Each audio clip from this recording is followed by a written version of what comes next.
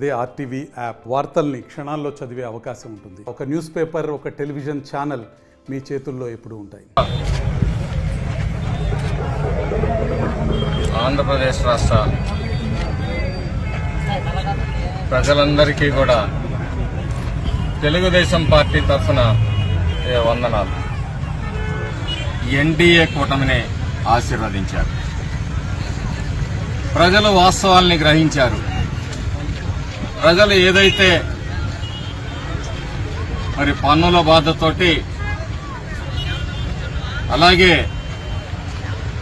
దుర్మార్గంతో దౌర్జన్యంతో దోపిడీ పరిపాలనే వ్యతిరేకంగా ఈరోజు ఈ రాష్ట్రానికి అభివృద్ధి కావాలి, మా బిడ్డలకి భవిష్యత్తు కావాలి, ఈ రాష్ట్రానికి సంక్షేమం కావాలి, మేము ఈ బానిస సంఖ్యల నుంచి బయటపడాలని ఒకే ఒక ఉద్దేశంతో ఈరోజు ప్రజలందరూ కూడా మరి తెలుగుదేశం ఎన్డీఏ కూటమికి అఖండమైన మెజార్టీ మరి ఇచ్చి 164 సీట్లు ఇచ్చి ఆశీర్వదించారు.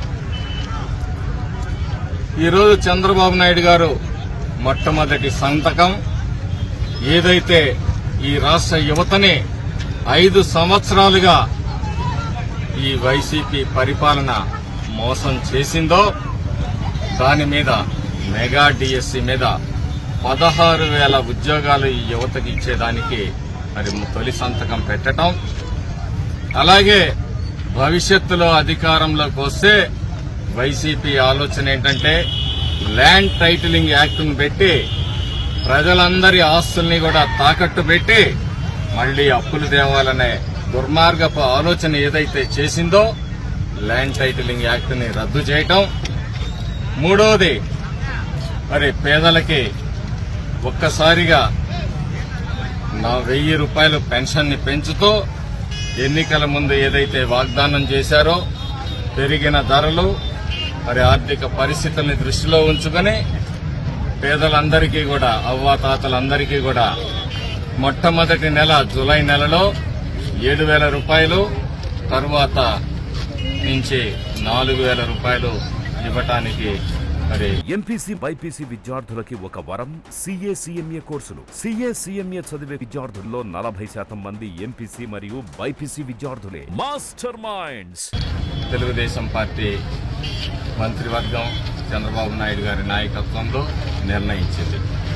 ఆ తర్వాత స్కిల్ డెవలప్మెంట్ కాదు కానీ ఫస్ట్ గణాంకాలు ఎవరైతే మరి ఏదైతే అవసరమో వాళ్ళకి ఎందులో శిక్షణ అవసరమో అన్నింటినీ కూడా సెన్సస్ ని సేకరించి భవిష్యత్తులో ఎవరికి ఏ విధంగా స్కిల్ డెవలప్మెంట్ లో మరి ట్రైనింగ్ ఇవ్వాలనే ఒక ఆలోచనతోటి ఈరోజు ఆ గణాంకాలకి మరి నాంది చూడతా ఉంది. ఆఖరిగా పేదవాడికి పట్టెడు అన్నం పెట్టే అన్నా క్యాంటీన్ని కూడా దుర్మార్గంగా రద్దు చేశారు. తెలుగుదేశం పార్టీ సొంతగా అన్నా క్యాంటీన్లు పెట్టాలని ఆలోచన చేసినప్పుడు కూడా వాటి మీద దాడి చేశారు. మళ్లీ పేదవాడికి పట్టెడు అన్నం పెట్టేటందుకు అన్నా క్యాంటీన్ని కూడా మళ్లీ తిరిగి ప్రారంభించడం అనేది ఒక హర్షించదగ్గ పరిణామం. పేదల పట్ల చిత్తశుద్ధిని తెలుగుదేశం పార్టీ నిరూపించుకుంటుంది. సంక్షేమంతో పాటు ఈ రాష్ట్రంలో అభివృద్ధి జరగాలి, ఈ రాష్ట్ర యువతకి భవిష్యత్తు ఉండాలి, ఈ రాష్ట్రాన్ని కాపాడుకోవాలి అనే ఒకే ఒక ఉద్దేశంతో ఈరోజు మరి ఎన్డీఏ కూటమి ఏర్పడి ఘన విజయాన్ని సాధించి ఈరోజు సంక్షేమ ఫలాలను అందించడానికి కూడా ఒక్కొక్కటిగా చర్యలు తీసుకోబోతా ఉంది. అలాగే భవిష్యత్తులో కూడా ఇక్కడ పోలవరం గాని, రాజధాని గాని, మరి నీటిపారుదల ప్రాజెక్టులను గాని పూర్తి చేసేందుకు ఆలోచనలు చేస్తా ఉంది. మాచర్ల నియోజకవర్గానికి వచ్చి ప్రత్యేకించి వరికపూడిసెల ప్రాజెక్టుని పూర్తి చేస్తాము. అలాగే బుగ్గవాగు నుంచి నీటి సదుపాయాన్ని మాచర్ల పట్టణంలో దాహార్తిని తీర్చడానికి మరి రాబోయే సంవత్సరంన్నర కాలంలోనే ఇవి పూర్తి చేస్తాము. ఇక్కడ మెరుగైన వైద్యశాలను ఏర్పాటు చేస్తాము. పేదల కోసం, ముఖ్యంగా గర్భిణీ స్త్రీలకు చాలా ఇబ్బందులు పడతా ఉన్నారు. అలాంటి పరిస్థితులు లేకుండా వాళ్ళని ఆదుకునే ప్రయత్నం చేస్తాము. పల్నాడు ప్రాంతం విద్యకి చాలా దూరంగా ఉంది. ఇక్కడ వీలైనన్ని విద్యా సంస్థలను తీసుకురావటం, మరి బడుగు బలహీన వర్గాలకు కూడా విద్యను అందుబాటులో తీసుకొని వచ్చే ప్రయత్నం చేస్తాం. మాచర్ల పట్టణాన్ని కూడా అభివృద్ధి చేస్తాము. ఇవాళ దుర్మార్గమైన పరిస్థితి ఏంటంటే కనీసం మహిళలు మాచర్ల పట్టణంలోకి వస్తే మరి ప్రతిరోజు మహిళలు అనేక వేల మంది పట్టణంలోకి వస్తారు. కనీసం వాళ్ళకి టాయిలెట్ సదుపాయం కూడా 4 సార్లు శాసనసభ్యుడిగా చేసిన ఈ శాసనసభ్యుడు ఆలోచించలేదంటే ఇతనికి ఏ మేర చిత్తశుద్ధి అని చెప్పి నేను ఆలోచిస్తాను.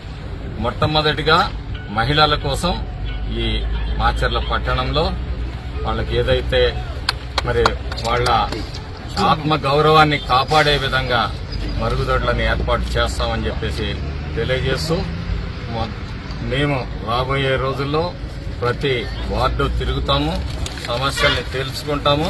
మరి ఇవన్నీ కూడా మా నాయకుడి దృష్టిలోకి తీసుకొని వచ్చి మాచర్ల పట్టణాన్ని అభివృద్ధి చేసేందుకు, అలాగే ఈ పల్నాడు ప్రాంతాన్ని అభివృద్ధి పదంలో నడుస్తాము. ఈ అరాచక శక్తుల నుంచి కాపాడుతాము. అనేక విభాగాల్లో దోపిడీలు ఏవైతే జరిగినాయో వాటన్నిటినీ కూడా మరి మళ్లీ రివ్యూ చేస్తాము. దోషులపై కఠినమైన చర్యలు తీసుకుంటామని చెప్పి సందర్భంగా తెలియజేస్తూ ఈ పల్నాడులో శాంతియుత వాతావరణం ఉండాలి, ఈ పల్నాడు అభివృద్ధిలో ఉండాలనేది తెలుగుదేశం పార్టీ ఆకాంక్ష. ఈ ప్రాంత వాసిగా నేనైతే ఎక్కడా కూడా ఘర్షణ వాతావరణాన్ని కోరుకోవటం లేదు.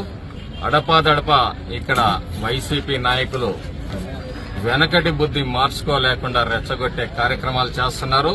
చేస్తే మాత్రం ఖచ్చితంగా ఫలితం అనుభవిస్తారని చెప్పేసి కూడా ఈ సందర్భంగా హెచ్చరిస్తా ఉన్నారు.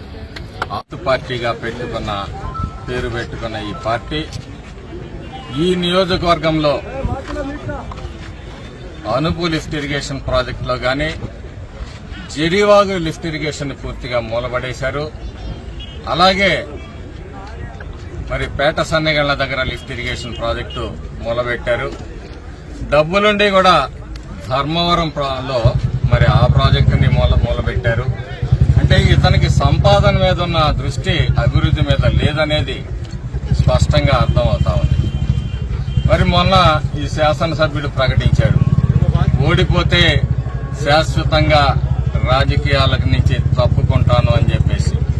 మరి అతనికి మాట తప్పటం, మడమ తిప్పటం అనేది మరి అలవాటు. చూద్దాం ఏం జరుగుతుందో అనేది కూడా వేచి చూద్దాము. మరి దుర్గి మిర్చి యార్డు ఒకటి ఉంది, దాన్ని ఇసుక డంప్ యార్డుగా మార్చాడు. ఇక్కడ పూర్తి స్థాయిలో మిర్చి లావాదేవీలు జరిగే విధంగా, ఈ రైతాంగానికి మేలు జరిగే విధంగా చర్యలు తీసుకుంటాము. అంతేకాదు రైట్ కెనాల్ మీద ఎక్కడైతే అవకాశం ఉంటుందో అక్కడ అన్ని చోట్ల కూడా లిఫ్ట్ ఇరిగేషన్ ప్రాజెక్టులు తీసుకురావడానికి ప్రయత్నం చేస్తాం. అప్పుడే సమాజంలో అందరికీ మేలు జరిగినప్పుడే సామాజిక న్యాయం జరుగుతుంది. కానీ బస్సు యాత్రలతోటి సామాజిక యాత్ర అంటే కుదరదు. దానివల్ల జరిగే ఫలితం ఏమీ లేదు, పబ్లిసిటీ స్టంట్ తప్పితే. ఈ రోజు వరికపూడిసెల ప్రాజెక్టు గాని, ఈ లిఫ్ట్ ఇరిగేషన్ ప్రాజెక్టులు గాని వస్తే వీటిల్లో ప్రతి పేదవాడు, ప్రతి కులము, ప్రతి పార్టీ వాడు కూడా ఆ ఫలితాలను అనుభవిస్తాడు. ఇది సామాజిక న్యాయం అంటే అన్ని వర్గాలకి న్యాయం చేయటం సామాజిక న్యాయం. సామాజిక న్యాయం అంటే బస్సు యాత్రలు కాదు. తెలుగుదేశం పార్టీ సామాజిక న్యాయం అంటే ఏంటో చేసి చూపిస్తుందని ఈ సందర్భంగా తెలియజేస్తాం. మరిన్ని వీడియోస్ కోసం ఛానల్ ని సబ్స్క్రైబ్ చేయండి, లేటెస్ట్ అప్డేట్స్ కోసం వాట్సాప్ ఛానల్ ని ఫాలో చేయండి అండ్ లింక్ డిస్క్రిప్షన్ లో ఉంది.